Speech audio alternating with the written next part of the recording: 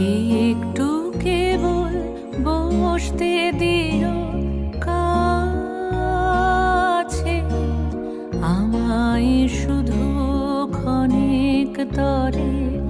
আজি হাতে আমার যা কিছু কাজ আছে, আমি সাঙ্গ করব পরে।